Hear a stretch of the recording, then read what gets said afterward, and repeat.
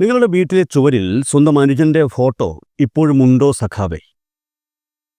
ഇക്കഴിഞ്ഞ ദിവസം സമൂഹ മാധ്യമങ്ങളിലൂടെ ഉയർന്നു കേട്ട ഒരു ചോദ്യമാണിത്. ചോദ്യം CPM നേതാവും മുൻ മന്ത്രിയുമായ സുധാകരനോടാണ്.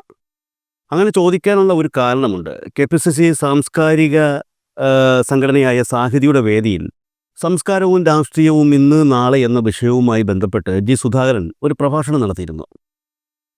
പേരിൽ തന്നെയുണ്ട് KPCC സംസ്കാര സാഹിതി എന്ന് പറഞ്ഞാൽ ഒരു കോൺഗ്രസ് സംഘടന.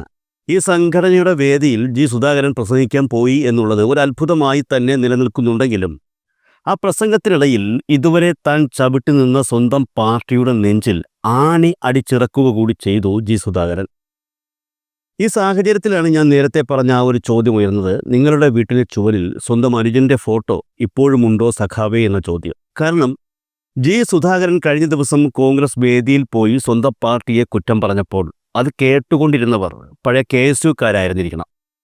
1977 ഡിസംബർ 2-ാം തീയതിയാണ് സുധാകരൻ്റെ സഹോദരനായ ഭുവനേശ്വരൻ പന്തളം NSS കോളേജിൽ വച്ച് KSU പ്രവർത്തകരുടെയും പന്തളത്തെ നായർ പ്രമാണിമാരുടെ ഗൂഢസംഘമായ DSU പ്രവർത്തകരുടെയും മർദ്ദനമേറ്റ് കൊല്ലപ്പെട്ടത്. CPMനെ സംബന്ധിച്ച് അത് ഏറെ വേദനിപ്പിക്കുന്ന ഒരു രക്തസാക്ഷിത്വമായിരുന്നു. കൃത്യം 2 മാസം കൂടി കഴിയുമ്പോൾ 48 വർഷമാകുന്നു ആ രക്തസാക്ഷിത്വത്തിന്. ഒരർത്ഥത്തിൽ പറഞ്ഞാൽ സ്വന്തം സഹോദരൻ്റെ ആ ചോരയിൽ ചവിട്ടി നിന്നുകൊണ്ടാണ് സുധാകരൻ കഴിഞ്ഞ ദിവസം അതിനു മുമ്പും ഒക്കെ കോൺഗ്രസ് വേദികൾ പ്രസംഗിച്ചത്. 2016 അധികാരമേറ്റ 1-ാം പിണറായി മന്ത്രിസഭയിലെ ഏറ്റവും പ്രഗത്ഭനായ മന്ത്രിമാരിൽ ഒരാളായിരുന്നു സുധാകരൻ. ഇദ്ദേഹത്തിന് കഴിഞ്ഞ കുറച്ചു കാലമായി എന്താണ് സംഭവിച്ചത്? ഒരു കേഡർ സംവിധാനത്തിൽ സംഘടനാ പ്രവർത്തനം നടത്തുന്ന CPMൻ്റെ രീതികളോട് കഴിഞ്ഞ കുറച്ചു കാലമായി പുച്ഛം, പാർട്ടി നിലപാടുകളോട് അസഹിഷ്ണുത, ഇതര വേദികളിൽ വച്ച് പാർട്ടിക്ക് നേരെ പരിഹാസം എന്നിങ്ങനെ നിരവധി മാറ്റങ്ങൾ സുധാകരൻ എന്ന മുൻ മന്ത്രിയിൽ CPMന് കാണാൻ കഴിയുന്നുണ്ട്. ഏകദേശം 6 മാസം മുൻപാണ് സുധാകരൻ ആദ്യമായി കോൺഗ്രസ് വേദിയിലെത്തുന്നത്. അന്ന് കോൺഗ്രസ് നേതാക്കൾക്ക് നടുവിൽ അന്തം വിട്ട് ചിരിച്ചുകൊണ്ട് നിൽക്കുന്ന സുധാകരൻ്റെ ചിത്രം മറ്റുള്ള നേതാക്കളെ കുറച്ചൊന്നുമല്ല വിഷമിപ്പിച്ചത്. ഇത്തരത്തിലൊരു മാറ്റം സുധാകരൻ ഉണ്ടാകണമെങ്കിൽ അത് പെട്ടെന്നുണ്ടായൊരു മാറ്റമല്ല എന്ന് തന്നെ നമ്മൾ മനസ്സിലാക്കണം. കാരണം സുധാകരൻ എന്ന് പറയുന്ന വ്യക്തി കറകളഞ്ഞ ഒരു കമ്മ്യൂണിസ്റ്റ് ആയിരുന്നു, നിലപാടുള്ളവനായിരുന്നു. അതിലെല്ലാം മാറ്റം വന്നിരിക്കുന്നു എന്നാണ് മനസ്സിലാകുന്നത്. അങ്ങനെ മാറ്റം വരാനുള്ള കാരണം എന്താണ്? ഏതൊരു കാര്യത്തിനും കാരണം ഉണ്ടെന്നുള്ളതുപോലെ ഇതിനും ഒരു കാരണമുണ്ട് എന്ന് തന്നെയാണ് മനസ്സിലാക്കാൻ കഴിയുന്നത്. അമ്പലപ്പുഴ നിയമസഭാ മണ്ഡലത്തിൽ സുധാകരൻ ആദ്യമായി CPM സ്ഥാനാർത്ഥിയായി മത്സരിക്കുന്നത് 2006-ലാണ്. അതിനു മുൻപ് 2 പ്രാവശ്യം, അതായത് 1996-ലും 2001-ലും കായംകുളം നിയമസഭാ മണ്ഡലത്തിൽ നിന്നും അദ്ദേഹം ജനവിധി തേടിയിരുന്നു. ഇതിൽ 1996-ൽ അദ്ദേഹം വിജയിച്ചു. എന്നാൽ 2001-ൽ നടന്ന നിയമസഭാ തെരഞ്ഞെടുപ്പിൽ കോൺഗ്രസിലെ MM ഹസനോട് സുധാകരൻ പരാജയപ്പെടുകയായിരുന്നു. പക്ഷേ 2006-ൽ അമ്പലപ്പുഴ നിയമസഭാ മണ്ഡലത്തിലാണ് സുധാകരനെ പാർട്ടി മത്സരിക്കാൻ നിയോഗപ്പെടുത്തിയത്. മികച്ച വിജയത്തോടെ അമ്പലപ്പുഴയിൽ അദ്ദേഹം വിജയിക്കുകയും 2006-ൽ അധികാരമേറ്റ VS അച്യുതാനന്ദൻ മന്ത്രിസഭയിൽ അദ്ദേഹം മന്ത്രിയാവുകയും ചെയ്തു. അതിനുശേഷം 2 തവണ കൂടി സുധാകരൻ അമ്പലപ്പുഴയിൽ നിന്നും മത്സരിച്ച് വിജയിച്ചു. 1-ാം പിണറായി മന്ത്രിസഭയിൽ അദ്ദേഹം പൊതുമരാമത്ത് വകുപ്പും കൈകാര്യം ചെയ്തു. ആദ്യം മനസ്സിലാക്കാനുള്ളത് സുധാകരൻ പ്രതിനിധീകരിക്കുന്ന പാർട്ടിയുടെ പേര് communist party of India Marxist അഥവാ CPM എന്നാണ്.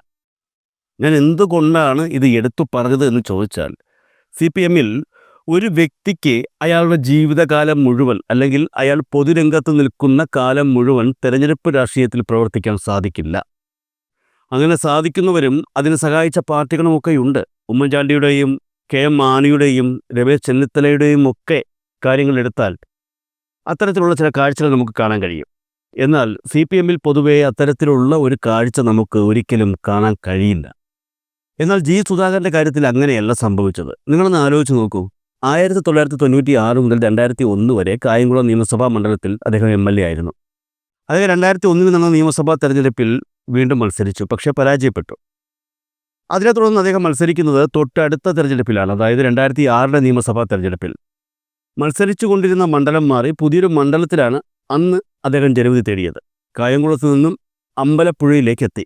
അത് കഴിഞ്ഞ് 2021 വരെ അദ്ദേഹം അമ്പലപ്പുഴയിലെ നിയമസഭാ സാമാജികനായിരുന്നു. 1996 മുതൽ 2021 വരെ എന്ന് പറഞ്ഞാൽ 25 വർഷ കാലയളവിനുള്ളിൽ വെറും 5 വർഷം മാത്രമാണ് അദ്ദേഹം MLA അല്ലാതെയായി നിന്നിട്ടുള്ളത്. 2001 മുതൽ 2006 വരെ. ബാക്കി 20 വർഷവും അദ്ദേഹം MLAയും മന്ത്രിയും ഒക്കെയായിരുന്നു ഈ കേരളത്തിൽ.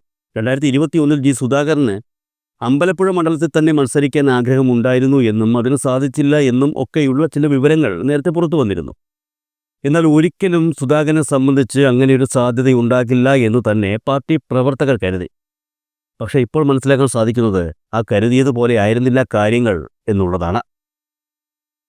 2021 പാർട്ടി മത്സരിക്കേണ്ട എന്ന് തീരുമാനിച്ചു മാറ്റി നിർത്തിയവരിൽ പ്രധാനികളായിരുന്നു ജി സുധാകരനും അതുപോലെ തോമസ് ഐസക്കും. രണ്ടുപേരും പിണറായി മന്ത്രിസഭയിലെ മന്ത്രിമാരായിരുന്നു. രണ്ടുപേരും ആലപ്പുഴ ജില്ലയിൽ നിന്നുള്ള CPM പ്രതിനിധികൾ ആയിരുന്നു.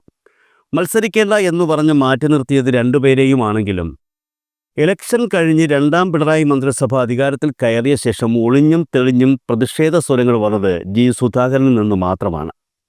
ഇഷ്ടമില്ലാത്ത അച്ചി തൊട്ടതെല്ലാം കുറ്റമെന്ന് പറഞ്ഞതുപോലെ CPM നേതൃത്വത്തിലുള്ള മന്ത്രിസഭ എന്തൊക്കെ ചെയ്യുന്നു അതിലെല്ലാം കുറ്റം കണ്ടുപിടിക്കുന്ന ഒരു ജോലി കൂടി സുധാകരൻ ഏറ്റെടുത്തു. മാത്രമല്ല പാർട്ടിയെ ഏതൊക്കെ രീതിയിൽ പ്രതിസന്ധിയിലാക്കാൻ സാധിക്കുമോ ആ രീതിയിലൊക്കെ പ്രതിസന്ധിയിലാക്കാനും അദ്ദേഹം നോക്കി. ഇക്കഴിഞ്ഞ മാർച്ച് ഏപ്രിൽ മാസത്തിൽ സുധാകരൻ കോൺഗ്രസ്സുകാരോട് കൂട്ടുകൂടി അവരുടെ പരിപാടിയിൽ പങ്കെടുത്തു. അതേ സുധാകരൻ കഴിഞ്ഞ ദിവസം KPCCയുടെ മറ്റൊരു പരിപാടിയിൽ പങ്കെടുത്തു. BJPക്കാർ സുധാകരനെ കാണാൻ വീട്ടിൽ വരെ വന്ന സാഹചര്യമുണ്ടായി. എന്നെ BJP നേതൃത്വം ഗവർണറാക്കാമെന്ന് പറഞ്ഞു എന്ന് പ്രസംഗിക്കുന്ന സന്ദർഭമുണ്ടായി. ഇത്തരത്തിൽ പല രീതിയിലും സുധാകരൻ പാർട്ടിയെ ഇപ്പോഴും പ്രതിസന്ധിയിലാക്കിക്കൊണ്ടിരിക്കുകയാണ്. പാർട്ടിയോട് വിധേയപ്പെട്ടു നിന്ന ഒരു മനുഷ്യൻ, പാർട്ടിയുടെ ആനുകൂല്യങ്ങൾ സ്വന്തമാക്കിയ ഒരു മനുഷ്യൻ, പാർട്ടിയുടെ ബലത്തിൽ 4 തവണ ജനപ്രതിനിധിയായ ഒരു മനുഷ്യൻ, അങ്ങനെയുള്ള ഒരു വ്യക്തി പ്രത്യക്ഷത്തിൽ ഒരു കാരണവുമില്ലാതെ സ്വന്തം പാർട്ടിയെ വിമർശിക്കുകയും പാർട്ടി അംഗങ്ങളോട് അസഹിഷ്ണുതയോടെ പെരുമാറുകയുമൊക്കെ ചെയ്യുമ്പോൾ അതൊരിക്കലും വെറുതെയല്ല എന്ന കാര്യം ഉറപ്പാണല്ലോ. ഇത്രത്തോളം എതിർപ്പുണ്ടായിട്ടും അതിനെയെല്ലാം തള്ളി സുധാകരൻ എന്ന കമ്മ്യൂണിസ്റ്റുകാരൻ കോൺഗ്രസിൻ്റെ വേദികളിൽ അവർക്ക് അനുകൂലമായി പ്രസംഗിക്കാൻ പോകുമ്പോൾ ഈ വീഡിയോയുടെ തുടക്കത്തിൽ ഞാൻ ചോദിച്ച ഒരു ചോദ്യം, അതായത് നിങ്ങളുടെ വീട്ടിലെ ചുവരിൽ സ്വന്തം അനുജൻ്റെ ഫോട്ടോ ഇപ്പോഴും ഉണ്ടോ സഖാവേ എന്ന ചോദ്യം ഉയരുന്നത് സ്വാഭാവികമാണ്. ഇനി നമുക്ക് കാര്യത്തിലേക്ക് വരാം. ആലപ്പുഴ ജില്ലയിലെ അമ്പലപ്പുഴ നിയമസഭാ മണ്ഡലം രൂപീകരിച്ച 1967 മുതൽ ഇപ്പോൾ 2025 വരെയുള്ള കണക്കെടുത്ത് നോക്കിയാൽ 13 തിരഞ്ഞെടുപ്പുകളാണ് ഈ കാലയളവിൽ നടന്നിട്ടുള്ളത്. ഇതിൽ 3 തിരഞ്ഞെടുപ്പുകളിൽ മാത്രമാണ് ഇടതുപക്ഷ സ്ഥാനാർത്ഥികൾ അല്ലാത്തവർ വിജയിച്ചിട്ടുള്ളത്. മറ്റെല്ലാ തിരഞ്ഞെടുപ്പുകളിലും, അതായത് മറ്റ് 10 തിരഞ്ഞെടുപ്പുകളിലും വിജയിച്ചത് ഇടതുപക്ഷ സ്ഥാനാർത്ഥികളാണ്. ഭൂരിപക്ഷവും CPM സ്ഥാനാർത്ഥികളും. 1982-ലും 1987-ലും മണ്ഡലത്തിൽ വിജയിച്ചത് വി ദിനകരനായിരുന്നു. 1982 അദ്ദേഹം സ്വതന്ത്ര സ്ഥാനാർത്ഥിയായിട്ടാണ് മത്സരിച്ച് വിജയിച്ചതെങ്കിലും 1987 ആയപ്പോൾ അദ്ദേഹം കോൺഗ്രസ് സ്ഥാനാർത്ഥിയായി മാറി. പിന്നെ മണ്ഡലത്തിൽ ഒരു കോൺഗ്രസ് വിജയം കാണുന്നത് 2001-ലാണ്. അന്ന് കോൺഗ്രസിലെ D സുഗതൻ മണ്ഡലത്തിൽ വിജയിച്ചു. മറ്റു വർഷങ്ങളിലെല്ലാം ഇടതുപക്ഷ സ്ഥാനാർത്ഥികളാണ് വിജയിച്ചതെന്ന് പറഞ്ഞല്ലോ. ഇതിൽ 1977 മണ്ഡലത്തിൽ മത്സരിച്ച് വിജയിച്ചത് KK കുമാരപിള്ളയായിരുന്നു. കുമാരപിള്ള ഇടതുപക്ഷ സ്ഥാനാർത്ഥി ആയിരുന്നു എങ്കിലും CPM സ്ഥാനാർത്ഥിയല്ലായിരുന്നു.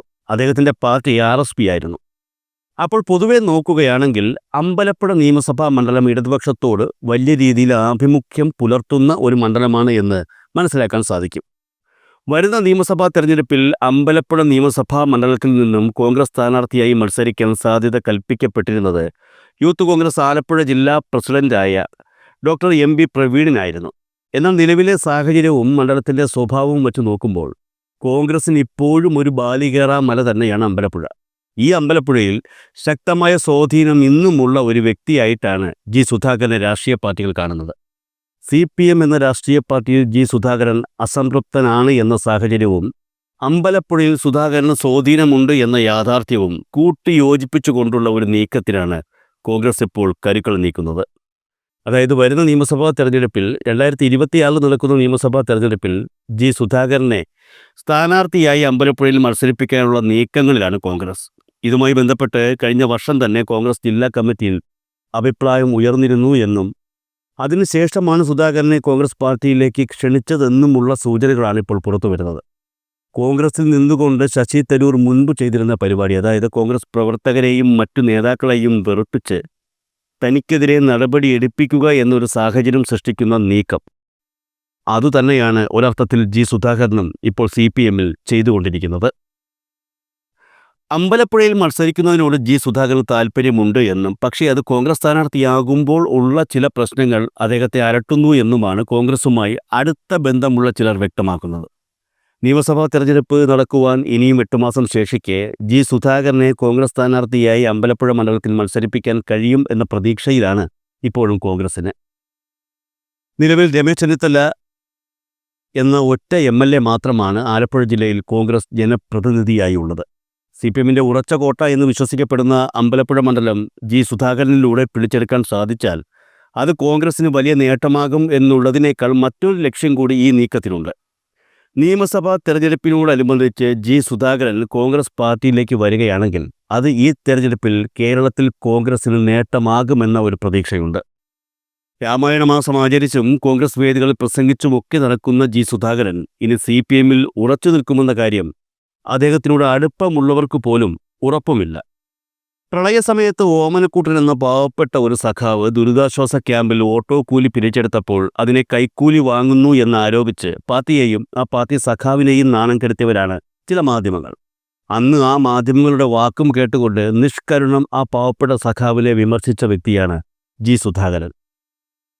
എന്നിട്ട് പിറ്റേന്ന് സത്യാവസ്ഥ പുറത്തു വന്നപ്പോൾ ഒരു ഉളുപ്പുമില്ലാതെ അതിനെ ന്യായീകരിക്കുകയും ചെയ്തു.